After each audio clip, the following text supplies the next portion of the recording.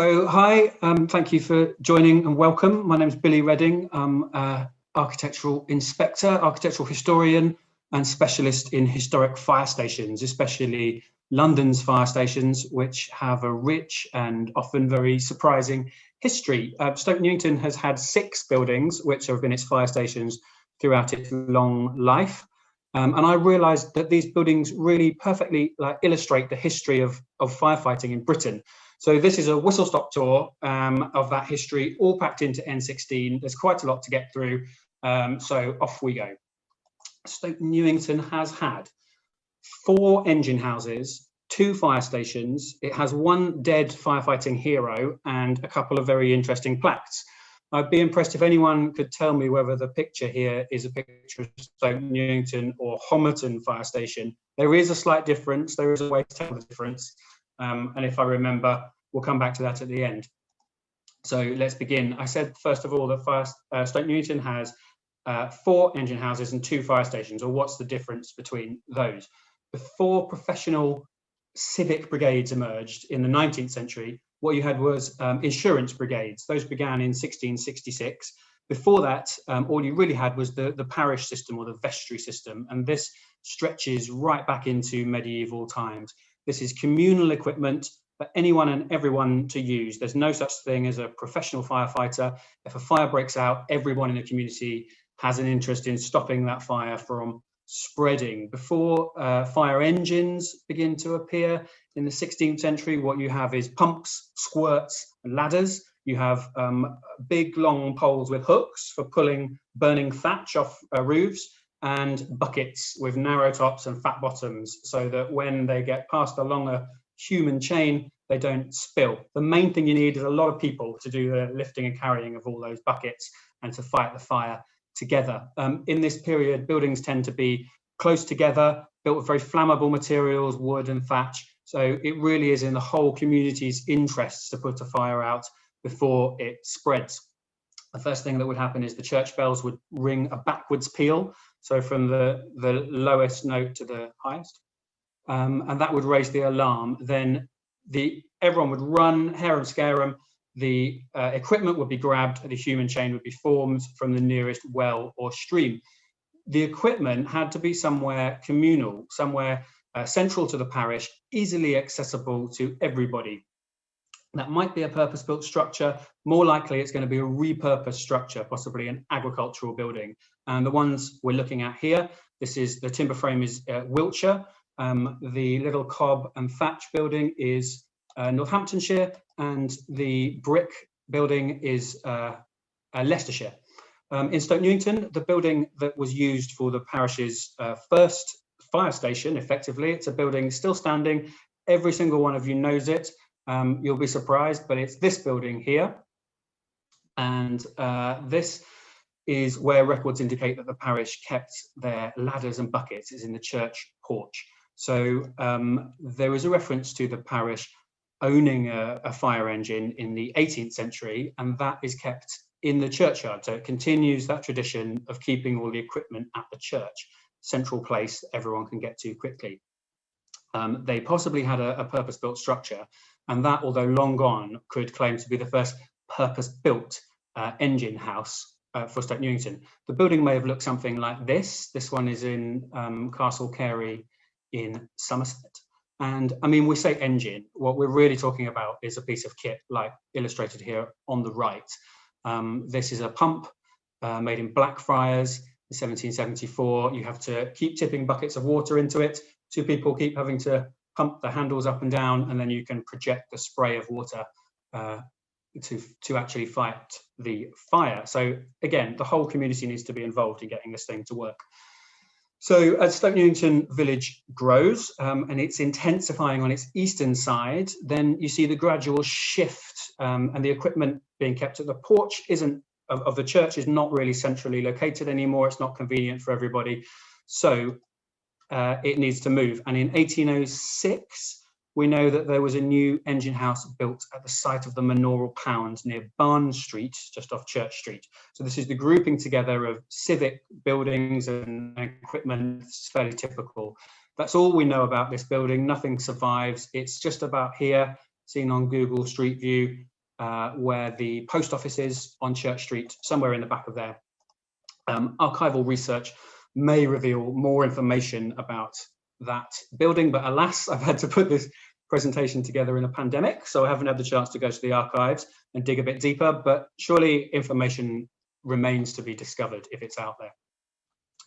So that building, erected 1806, takes us through into the era of the insurance brigades when they really were in full swing. This is a paid for service, still located quite far away. They tend to be in central London. So the vestry still has an important role to play, and its shared sort of civic equipment that it owns is still really important. If you can't afford the insurance, then you still need the parish provision. So the insurance companies, although far from here, were very active in Stoke Newington. Their records exist, they're fascinating. I just went onto the LMA website, the London Metropolitan Archives, and put in Sun Insurance Stoke Newington. I got 662 results, and I don't know if you can see there, but I show some of them on the screen. It's a fascinating insight into the people and the activities that are happening in locations in Stoke Newington at the time. Some of them you can hopefully see there. So as I said, the vestry still playing a really important role providing equipment locally at this time, and it's them that are involved in the creation of the third engine house, Stoke Newington. Again, this building's still standing. It's a building you'll all be very familiar with. We know from 1820 from records that Joseph Eade, local grandee, gave land here in Red Lion Lane, you can see that on the left, and funded an engine house for the parish. This is another civic grouping, as this is where the parish watch house and lockup are also located. So to briefly wander off subject and look at some other notable watch houses from around London, these two are Bermondsey and Rotherhithe. You can see the sort of canted shape of the one in Bermondsey there, I think, on the left. Nice canted corners here. And then also at St Sepulchre without Newgate, just at the city wall. And this on the right, the whole house here in Hampstead, this is a watch house where the watchman is, able to sit, make tea, stay up all night, watching, doing his business. So this compares well, I think, to our little bow-fronted villa in Red Lion Lane. Now, other people in this audience will know this building better than I do. And again, because the archives are closed, I haven't been able to fully get to grips with the developmental phraseology of this group.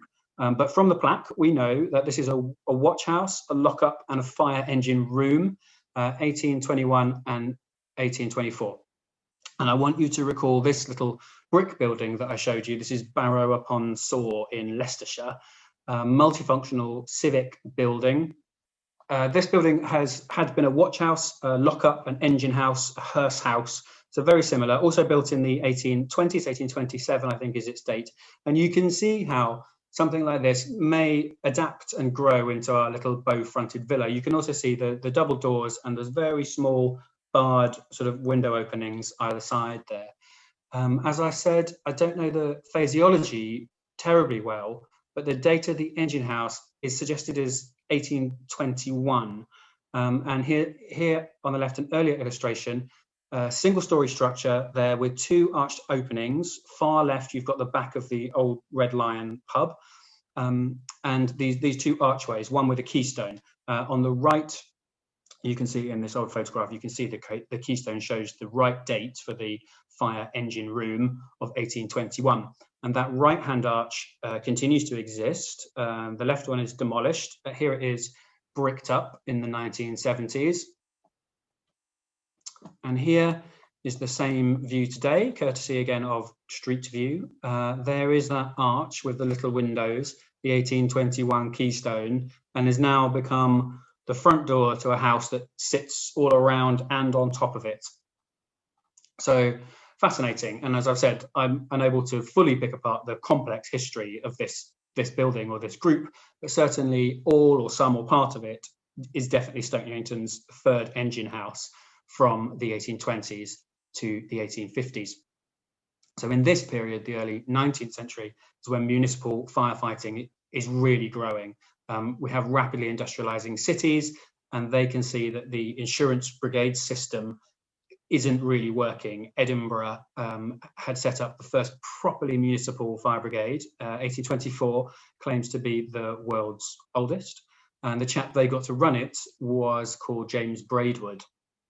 Other British cities were following suit, sometimes jointly setting up a fire service within the police service, so sometimes the buildings are combined.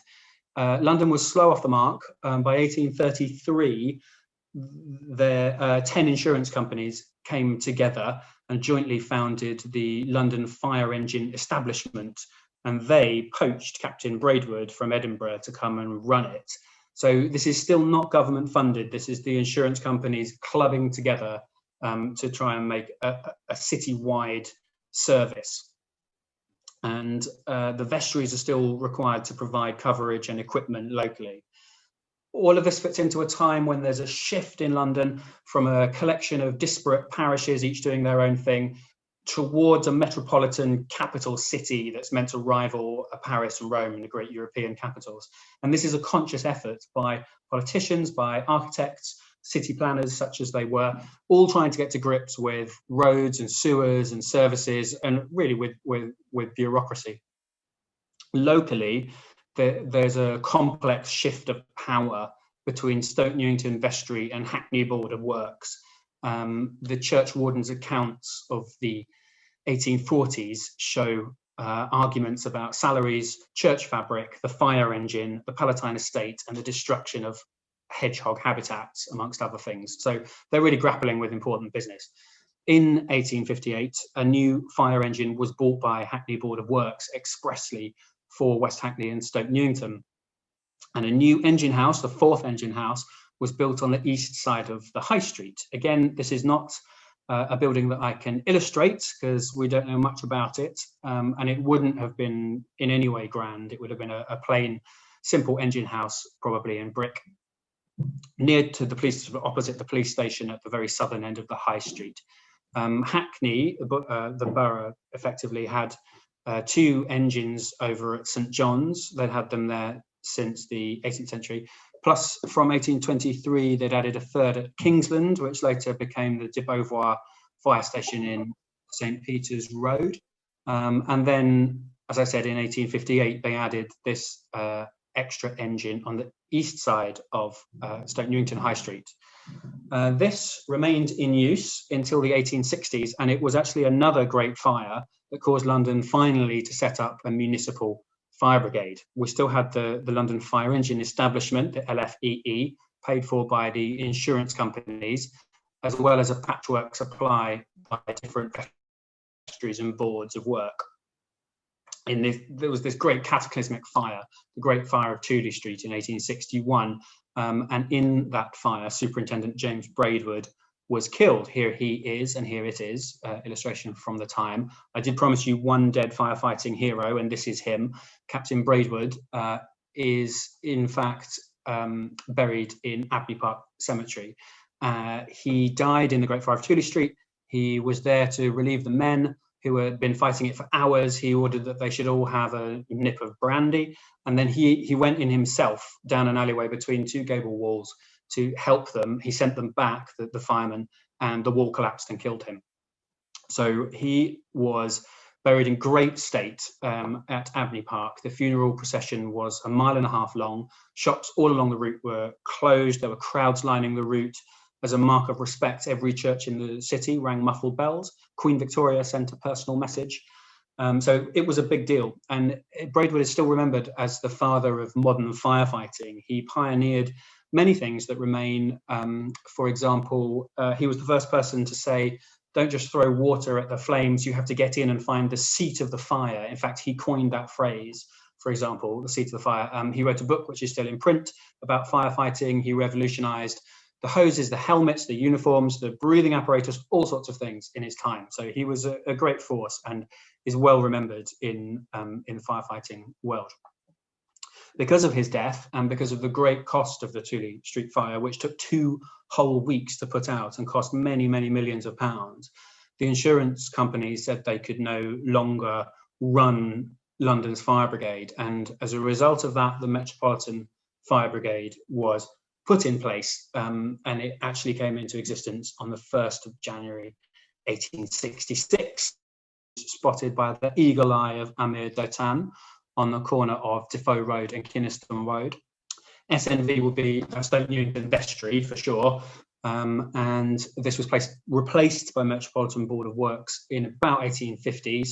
So we can guess that the plaque predates that, and we know therefore it's been moved because the building it's on is not that old. The vestry wouldn't have run a fire service. They would be more like obliged to make provision for firefighting. So I don't think the S stands for service. I think it means fire stop, which is a phrase they use for an access point in the water supply. So like a conduit where you could tap in and get water instead of having to go further to the well. The phrase fire stopping now means sort of filling in around having doors that close properly. So that's something quite different. But my guess is that's what the plaque signified. How water is supplied to firefighting hydrants and so on is a very rich subject, which I don't have time for, maybe another talk. And meanwhile, we crack on with the two fire stations, the two buildings that will come to mind if I talked about fire stations in Stoke Newington.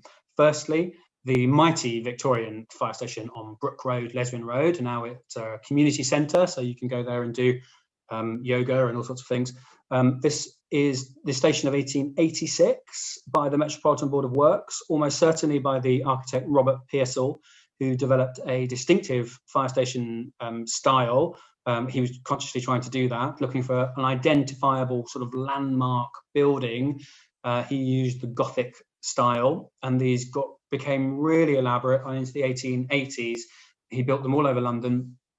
You can see his surviving work at Manchester Square, which is now a fancy restaurant, Bishopsgate, which is now a supermarket, in Woolwich, in Roman Road, which is a Buddhist centre. In Fulham, there's still an active fire station by Pearsall in the Gothic style. There was a beautiful one in Kingsland, but that's long since gone. In 1889, the Metropolitan Board of Works was replaced by the London County Council, and they took over designing fire stations. Robert Pearsall hung on for a bit, but it was then replaced, and a team of dynamic young architects took over. Stoke Newington Fire Station got an extension in 1902 that you can see on the left-hand side there.